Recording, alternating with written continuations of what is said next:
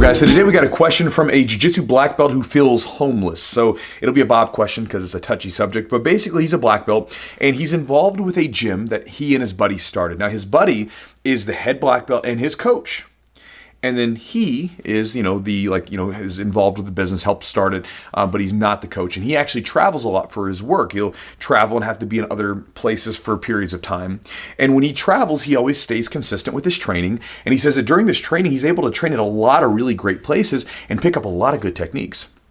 Now, he says one of the things that's sort of developed is that he comes back and trains with his buddy, his coach, right? And he says that now he's able to actually get the better of his coach in a lot of cases. He's actually able to get the submission, things like that. And, for him, he feels like it's a good thing. He's like, I'm your student and you helped me get better than you, right? That's the goal. And I mean, to me as a coach, that is the goal. That's what we're trying to reach, right? We're trying to make our students better than us.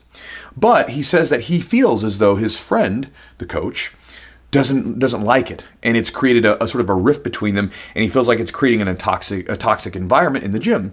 And so he's in this situation where he feels stuck because, again, this is his place. This is where he wants to be. He's involved with the business. This is his black belt coach. He wants to be here.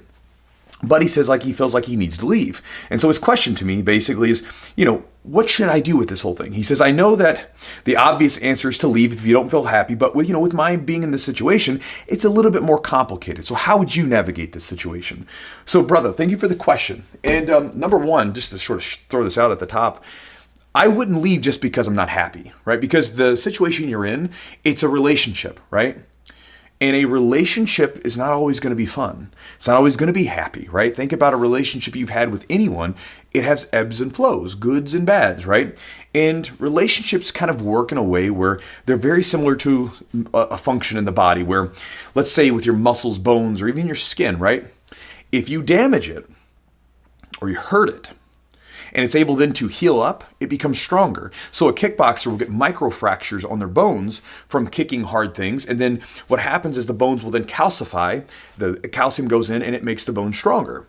Our muscles, when we lift weights, have these micro tears that then once our body heals up, the muscles become stronger. My hands have calluses where they were damaged from holding barbells and from grabbing heavy things and lifting weights and everything else. And so the skin has become tougher. It's also the reason why my knees don't get mat burns, or my feet don't get mat burned, because the skin has calcified from all those years of training, right? It became stronger.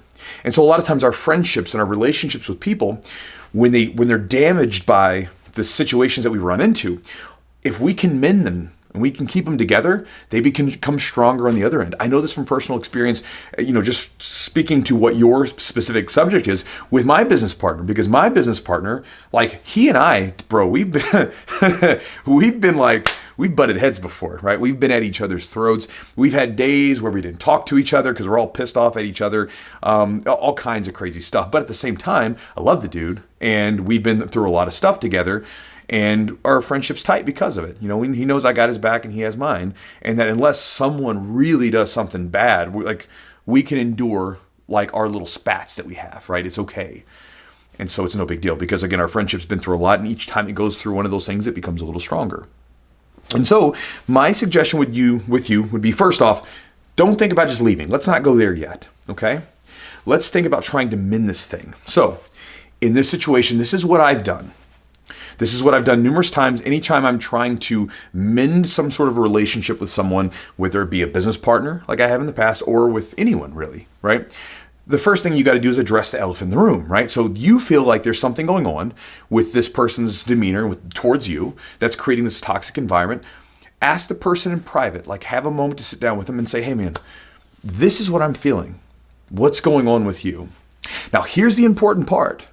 Don't come at it from a place of I'm trying to be right.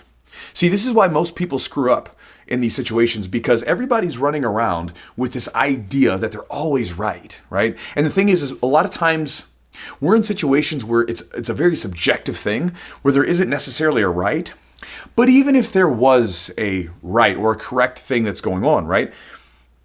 If you were right all the time, if everybody thought that they were right 100% of the time, how are you not the richest person in the world who's known all around for all the cool stuff that they've done? Because if that's the case, if you're right 100% of the time, that should be going on, but you're not, right? No one's right 100% of the time. So, I mean, again, I share that with people, but like, it's just an idea, right? Like you're wrong a lot. I'm wrong a lot. We're all wrong a lot. And it's worth remembering that when we go into situations that are touchy with people, don't go into the situation trying to prove the person wrong. Go into the situation thinking, I want to mend this thing and I want to come together. So you address the elephant in the room. You say, hey man, this is what I'm feeling. What's going on your end? And then when they come back at you, listen. Don't if they say something that maybe bothers you, don't just write it off initially. Try to see where they're coming from. Try to actually listen to them. Is why God gave us one mouth and two ears. Listen to them and see what they're saying.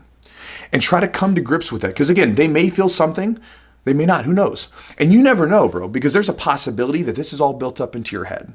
A lot of times we interpret people's actions in a certain way, and sometimes it's not meant that way.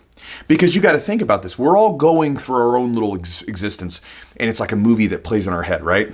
And people, a lot of times, the other people around you, they're all extras in your own movie. So you may be interpreting what he's doing as something, and he may not see it that way at all. So that's a possibility. The other possibility is that they are being a certain way, and by you bringing up the whole subject, you guys can address the elephant in the room, and he can then say, you know what, man, my bad. I didn't mean to come across that way. Or possibly, this has happened before to me, they will say, no, I didn't mean anything like that at all. But then they'll back off from the behavior. Now, the other possibility is that you have a knockout, drag out fight, and you fix things afterwards, which is okay. Or this is like the last one. You have a knockout, drag out fight, and he tells you to kick rocks. And if that's the case, well then yeah, you say, you know what? Now I have my out. I can leave and it's justified. I did what I was trying to. I tried to put it together. I tried to keep it together, but it just didn't work out. And so that's my suggestion to you. I know everybody doesn't like to it's so weird. Like people have such trouble talking about these difficult situations. And I get it. I've been there before and I've had more practice because, when you run a business with partners, you just have to get used to this kind of thing, right? But you don't have to come at it from a combative standpoint. Just come at it from a standpoint of being ready to listen and just saying, here's what's going on. Here's how I feel. What do you got going on? What do you feel? And then you guys can see where each other's coming from and then try to meet somewhere in the middle. And so that's my suggestion, bro. So hopefully that works out for you. Hopefully you don't have to leave your gym. Hopefully you guys can keep that partnership together. But again, if they do come from that standpoint where they get really angry at you and they don't want to put it together, then you can leave and you can feel justified and you can say, you know what, I tried, now I can move on. And you don't have to feel that guilt that you possibly could have fixed things. If that makes sense. So, Bob, hopefully that's helpful to you, brother, and good luck to you, and I'll talk to you guys next time.